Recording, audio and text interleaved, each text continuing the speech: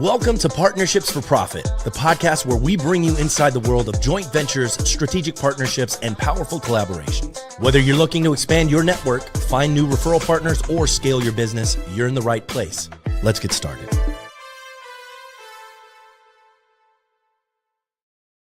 Hello, and welcome back to another episode of Partnerships for Profit. I'm your host, Ana Del Rio, and this week we're joined by Giana Cambria, founder and CEO of the Upperhand Creative. The agency helps entrepreneurs automate 95% of their content while skyrocketing brand visibility. We're diving into how to scale your online presence, attract clients on autopilot, and create all your content in under 4 hours a month. Hold on 1 minute. You said in under 4 hours a month. Giana, really? Yes. How is that even possible? Yeah, I think it's like anything in business, right? We rise and fall to the levels of our systems. And this is something I've been obsessed with for the last 7 years, is how to make this process so efficient, so leveraged, and that, the entrepreneur's time or the founder's time is spent only on the 80% that's getting them results, while the rest of it is handled by the system. So when you know what that looks like and you have the process and it's been battle tested, honestly, 4 hours a month is probably a little bit on the high side. So what? Really? I'm over here. I'm really super shocked. I didn't read like your bio or anything. I like to keep it fresh, while I'm actually saying it. And that really did shock me. I'm like, how is that even possible? 4 hours a month. Mm-hmm. I was like, okay, thinking 4 hours maybe a week. No, you said a month. And so give me a little bit of your background, like where you're coming from. How did you get into this? Share your story. Yeah. Good question. I think like when I look back on it, if you had told me, I don't know, 10 years ago that I'd be working in social media and content creation, I think I would have hysterically laughed. Social media, I hate it. And when I started building a business, we started off as it's always been Upperhand Creative, but we started as a like unlimited graphic design subscription model. Right. And I just saw there was like such a need for this in the small business space. It's like people were trying to put stuff out there, but it was like, everybody's doing stuff themselves and the presence just wasn't there and the quality. And so went the graphic design route, started learning how to hire teams and build teams and hire overseas and what that looked like, and streamlining a creative process that's kind of difficult to systemize, and learned how to do that with the graphic design side of things. And so as I started growing that, I was working a full-time job. I was working for one of the top franchisees in the country. They expanded super quickly to over 1,000 locations. And so that process showed me the power of systems and processes. You can see it at a different scale with that. So as I grew with that company, I learned about how you put people in place and how the system has to be set up and just all of the different things. And so I started applying that to the graphic design business. And we were, I was doing a lot of the like face-to-face networking events, trying to go out and drum up business that way. And it was fine when I had time for it, but working a full-time job and the business, we weren't growing unless I was face-to-face with people. And so it was about that time that like only a couple people in the online space had really started to figure out the social media game and the video content game. It wasn't like it is now. And I started looking at that and I go, I got to figure that out. I hate social media. I don't ever want to have to log into a social media platform if I don't have to. How do I do this and remove myself? And so that kind of started me on this journey. Oh my goodness. I love that story. I mean, you hear that a lot when it comes to social media. Social media is a devil, like it'll take you down this whole rabbit hole. And it's just like, but it's so needed. It's so needed. And it's great that you were able to find a way to incorporate that into your graphic design, and it's pulling you in. It's just, that's excellent.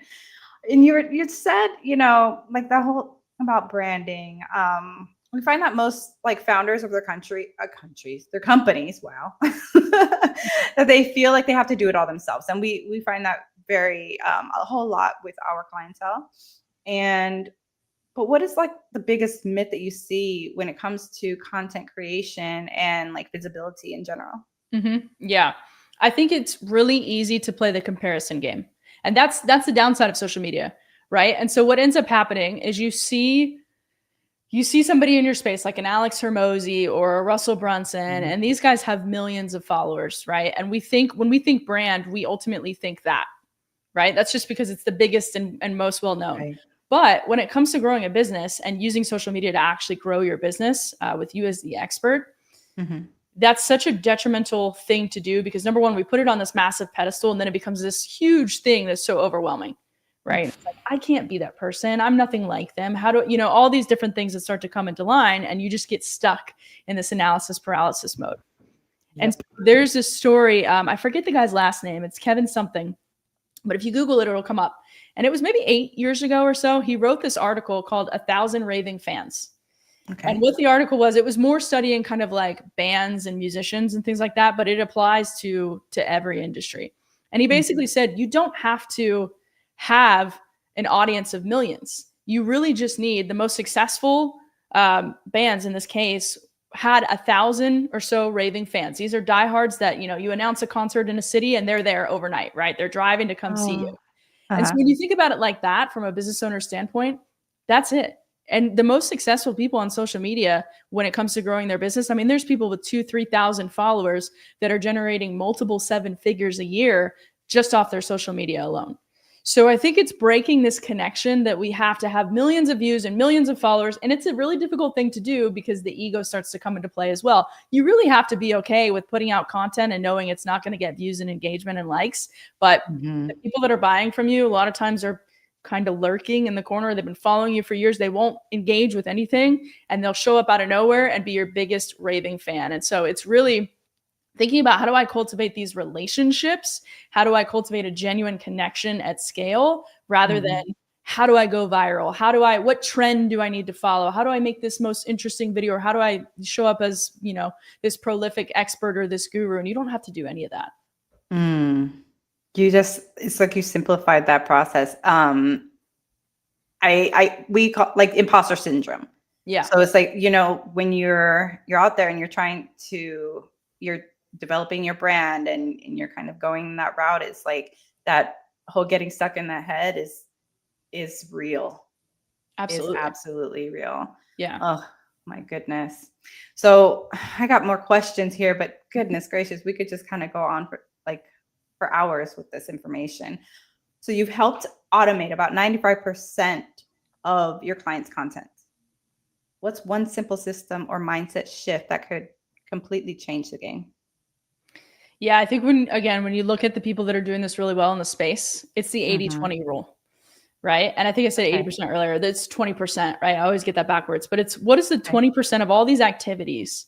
And it's the same principle you apply to any layer of business, right? Once you get to a certain level, it's about scaling yourself out of it so that you can grow and surrounding yourself with the people and or the systems that can do those things for you. And so if you look at the 20% of content creation that ultimately the founder or the person on, creating the content has to own, I think has to own is the ideation phase, right? And so there's a lot of things that can be, you can have ideas handed to you, you can have research handed to you, but when it comes to the actual essence of the content, we call it source content, right? So it's basically taking the raw ideas in somebody's head and being able to then repurpose that into all these other formats, right? So that raw idea could be a voice memo. Like let's say, for example, maybe you're in the financial world, right? And something pops on the news. That can be very stressful for people that we work with in those types of spaces because they feel like they have to comment on all of the things as they're breaking, right? And what happens? Then you got to stop your day, figure out how you're going to say it, figure out how you're going to edit the video. But the one thing that only they can do is the actual commentary, right? Or the actual ideas and concepts behind that. So rather than figuring out how do I turn this into a social post or a blog or an email or whatever, it's okay, I'm just going to quickly record my reaction, my thoughts in a voice memo, and then hand that to the team to do the other 80%. Then the team knows based on that style and that voice, okay, cool, this becomes a carousel, this becomes an email, this becomes a blog, and it's just done, right? So that's the way I think about it is like, how do you get to the point where you can just focus on the ideation phase and take all of that, because you're right, you get down into the weeds of it and perfectionism starts to come into play. Absolutely. And it's all about that relinquishing control and knowing that, there's other people that can actually help you and Yeah. there's other processes and systems and things like that. You don't have to do it everything on your own. And That's to your amazing. point, I think one of the scariest things can be handing this over because it does feel so personal. It feels like it's an extension of you, an extension of your brand. And of course, you want to protect your reputation. But by you controlling and owning the ideation part, the source content, it's Mhm. that is there by essence, right? And then you just need to have the right systems behind it that the team knows what to do with it. That's excellent. Right processes and things. Yeah, so they can follow your vision. That's key. Mhm. That's so great. Well, give me like a better idea of who it is and type of people that you help.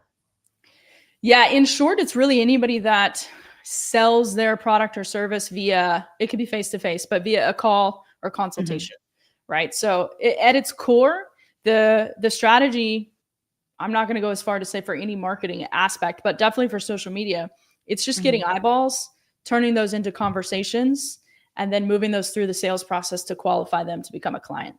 That's all it is, right? And when you think about it, people that are doing business face to face and handshakes and all of that, it's Yeah. no different. That's exactly No, what it's social media not. is. It's just doing it at scale and doing it at leverage, right? So you're not going and like spilling all of the like trying to sell somebody right in the first interaction, right? You're there to Mhm. build a relationship, figure out if there's any way you can work together and all that. And so we think about social media in the exact same way.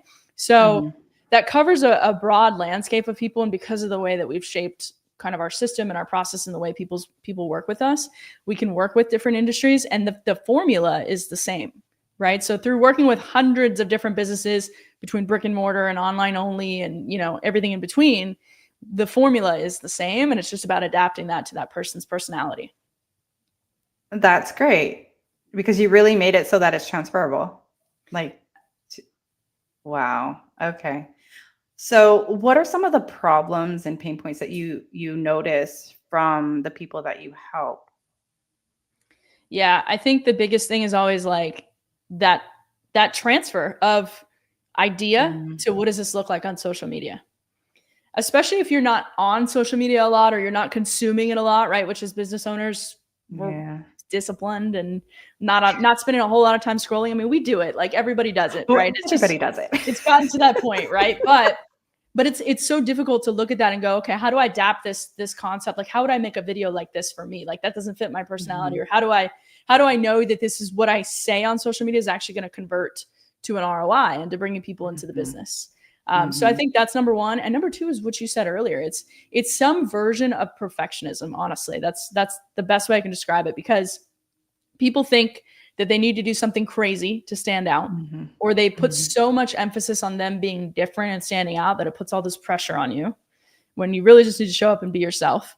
Or you're doing every piece of the puzzle yourself. And this was my biggest problem when I first started doing this is I would do hundreds of takes and then I would like sift through them and I'd be like, I don't like any of them. And then I'd try to start editing it and I'm like, I hate how this is turning out. And so hours of work and I would never post anything. Yeah. But the game changer for me was hiring an editor when I could just say it and then walk away and then see the finished product and I didn't see the mess in between. That was what changed everything. We are such our worst critics. Yes. We look at what it is that we're like, no, this is not good enough. But then if you just, like you said, just do it and push it off to somebody else, and then they make it look absolutely like amazing where we didn't see that concept. That's Absolutely. that's so great. Yeah. So this tell me like if these people don't come to you, like if they don't get that help, like where are they stuck at? What point? What happens? I mean, it's funny, right? How'd you ask this question like 5 years ago? I Uh, think content was really kind of a luxury. It was like a nice to have, and yes, yeah. you could see there was a definite difference between brands that went all in on content and what was happening with them. But Mhm. now just with we're all seeing it, right? It's consumer skepticism. It's because like if you look, and I'm such a big fan of studying history and human psychology because I think it translates as parallel with marketing, Absolutely. right? Parallel with business. And to be honest, human nature and human psychology really has not changed over thousands of years. The only difference is we all have smartphones, we have technology, we have more distractions and shinier things and all this stuff. Absolutely. But the psychology is the exact same. And so when you look how this translated back, it's like, okay, back in, the 80s and 90s, it was like you just would see an infomercial and you wouldn't ask any questions. And it's like, yeah, I need that.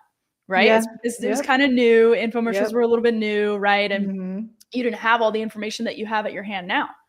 Well, now it's like going into the doctor 10, 20, 30 years ago. You didn't question the doctor. Right. It was like, these guys are the Yeah. experts. They know what they're doing. Like, who am I to ask questions? Now what happens? You're like, I have these 30 pages that I got off Right. ChatGPT. What do you think? Right? So it's like, it's so such bad. a difference. And so It you is. have to adapt your business and your sales process. You have to understand that, again, the psychology of it has not changed, and what people ultimately want and need to feel trust and safety to be able to make a decision to work with you. Yeah. But the way you do it and the mechanism in which you do it has to evolve. Right. And so the proof in like what happens, if you look at the Google 7-4-11 study, this validates everything. So they basically found that how people buy has changed in relation to what I'm saying here.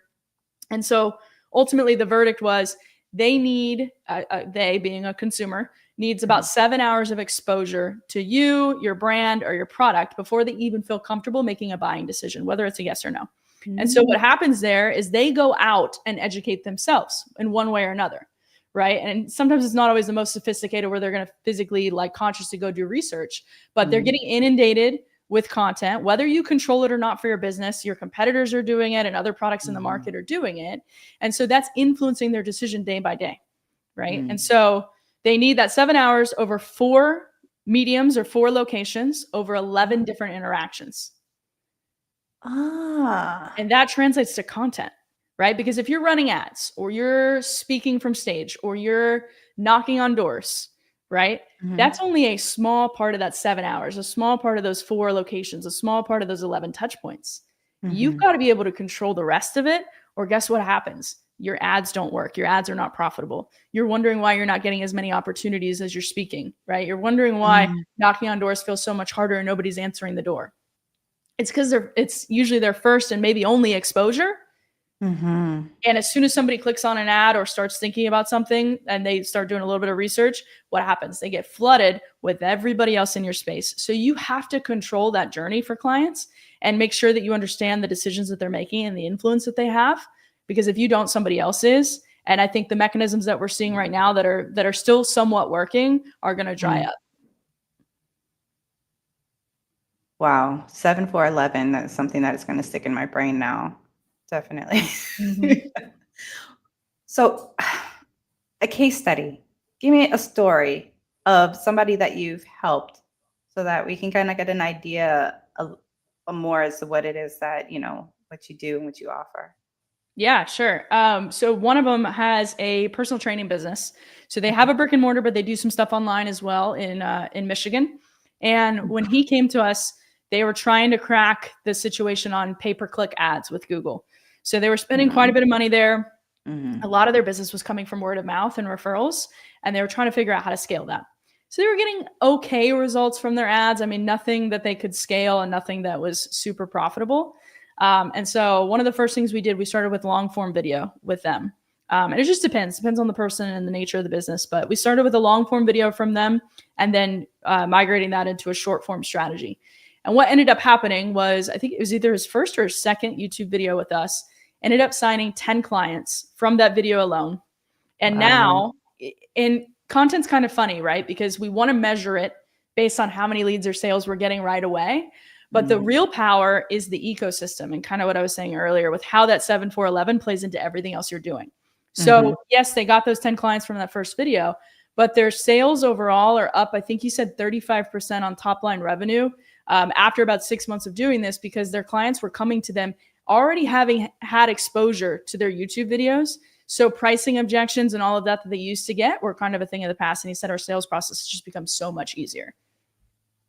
Definitely benefits them to have the social media presence, that content, because like you said, I mean, they need to be exposed to it early on. And then such a simple concept though.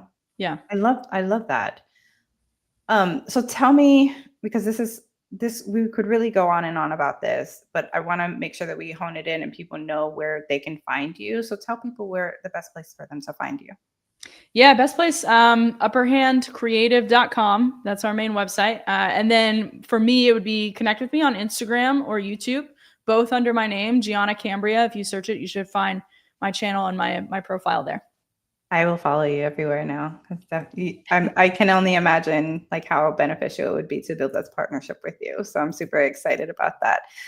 But yeah, so everyone, this is Giana Cambria, and I'm super happy that you were on our show. Thank you again. I hope that you guys are able to get some great content or great perspective from this podcast. And I hope that you all have a great rest of your day.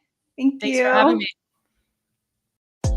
Thanks for joining us on this episode of Partnerships for Profit. We hope you've gained valuable insights on how to form profitable partnerships and take your business to the next level. Be sure to subscribe and leave us a review wherever you listen to podcasts so you never miss an episode. Got a partnership story to share or someone you'd like to see featured on the show? Reach out to us. Until next time, keep building those partnerships for profit.